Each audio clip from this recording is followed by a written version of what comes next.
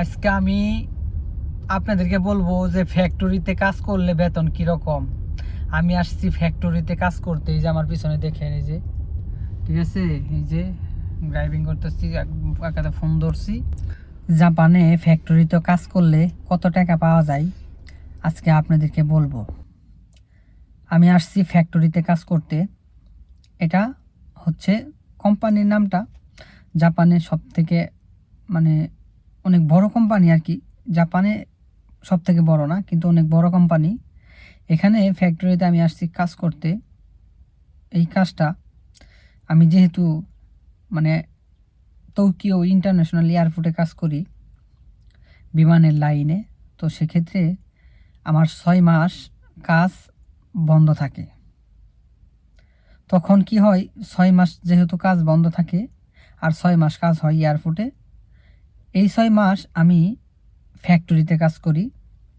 মানে যে মেশিনগুলা আমরা ব্যবহার করি 6 মাস, সেই মেশিনগুলা মেরামত করার জন্য। তো যেহেতু আমরা 6 মাস কাজ করি এয়ারপোর্টে, ঠিক আছে, তো তারপরে আমরা যেহেতু 6 মাস আবার ফ্যাক্টরিতে কাজ করি, তো সেক্ষেত্রে ফ্যাক্টরির বেতন কত হতে পারে? কারণ আমাদের আশেপাশে অনেকেই কাজ করে। আমরা যেহেতু এয়ারপোর্টে কাজ করি, আমাদের বেতন বেশি। যারা ফ্যাক্টরিতে অলরেডি কাজ করে তাদের বেতন কেমন, তো অনেকেই জানতে চান।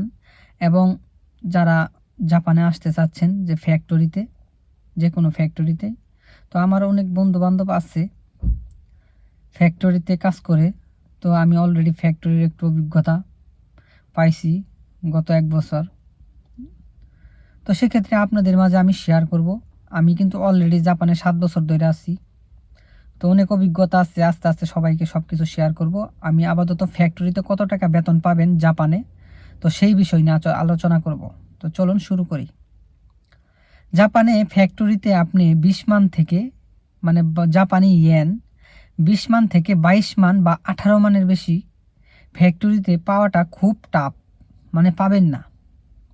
কিন্তু আপনার মানে ওভার টাইম বা জাঙ্গিও বলে জাপানে, ওভার টাইম থাকে।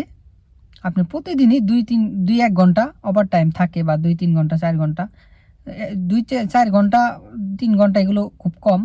মানে 2-1 ঘন্টা প্রতিদিনই ওভার টাইম থাকে, এটা নিশ্চিত থাকেন। তো যদি 20 বা 22 মান আপনি বেতন পান, বাংলাদেশি টাকা যদি হিসাব করেন, প্রায় 2 লক্ষ টাকার মতো আর কি। তো এখান থেকে কিন্তু আপনার অনেক কিছু কাটা হবে, ট্যাক্স, তারপরে পেনশন, তারপরে আপনার হইতাছে ইন্স্যুরেন্স, মেডিকেল ইন্স্যুরেন্স যেটা বলে। আর পেনশন কোনটা, বাংলাদেশে যারা সরকারি চাকরি করে যে পেনশনটা পায়, তো যারা জাপানে থাকে সকলেরই এই পেনশনটা বাধ্যতামূলক। আপনি একদিন কাজ করেন এবং লং টাইম কাজ করেন। তো তারপরে বাসা ভাড়া, খাবার দাবার, এগুলো সব কিছু কেটে সেটে আপনি যদি 22 মান হাতে পান, তাহলে হাতে পাবেন ধরেন 7টা কেটে যাবে রুম ভাড়া, তারপরে বিভিন্ন ধরনের ইন্স্যুরেন্স, সব কিছু নিয়ে আপনি যদি একটু হেল্প করে, যারা ফ্যাক্টরিতে কাজ করে তাদের বাসার জন্যে মালিকে কিছু টাকা দেয়, এক্সট্রা টাকা দেয়, তো সেক্ষেত্রে ধরেন আপনি সব কিছু মিলে, খাওয়া দাওয়া মিলে আপনার 8 মান থেকে 9 মান খরচ হইতে পারে ফ্যাক্টরিতে যদি জব করেন। তাহলে আপনি যদি 22 মান ধরেন, তাহলে যদি এন থেকে 8 মান বা 9 মান ধরেন আপনার খাওয়া দাওয়া বাসা ভাড়া সব কিছু নিয়ে, তাহলে 11 মান থাকে। আর হচ্ছে ধরেন প্রতিদিনই 1.5 ঘন্টা 1 ঘন্টা করে সাপোজ জাঙ্গিও ধরেন। আপনার ফ্যাক্টরিতে কিন্তু শনি রবি বন্ধ থাকে, কিছু কিছু ফ্যাক্টরিতে শনিবারও খোলা থাকে। তো সেই ক্ষেত্রে শনিবারেরটা জাঙ্গিও ধরে। যার ভাগ্য ভালো এরকম ফ্যাক্টরিতে যাইতে পারেন যে শনিবারেও কাজ হয়, ওইখানে বেতন বেশি পড়ে। তো বিষয় হলো, আপনি যদি 20 দিন 22 দিন কাজ করেন, শনি রবি যদি বন্ধ থাকে, 22 দিন বা 23 দিন বা 21 দিন কাজ করেন, তাহলে প্রতি ঘন্টায় ধরেন আপনি 1200 টাকা ঘন্টা।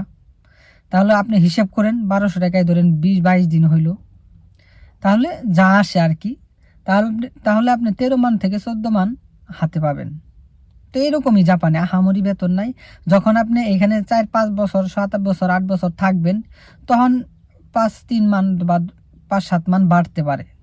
তো জাপানে হলো এই অবস্থা ফ্যাক্টরির। আবার কিছু কিছু আছে যেখানে বিজি, প্রতিদিন জাঙ্গিও বেশি হয় বা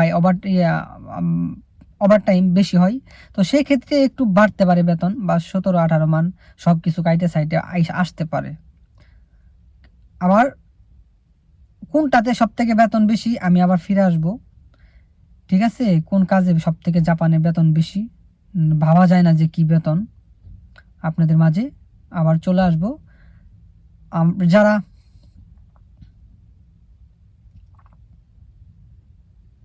পরের ভিডিওতে নিয়ে আসবো জাপানে জাপানে কোন কাজে সব থেকে বেতন বেশি এবং অভাবনীয় বেতন। জাপানে প্রচণ্ড বেতন আছে, কিন্তু কাজের লেভেলে আসতে হবে। কিভাবে আসবেন সব কিছু আস্তে আস্তে শিখাবো। যারা আমার এই চ্যানেলে নতুন আসছেন সাবস্ক্রাইব করে সাথে থাকবেন এবং প্রতিনিয়ত ফুল ইনফরমেটিভ ভিডিও পেয়ে যাবেন।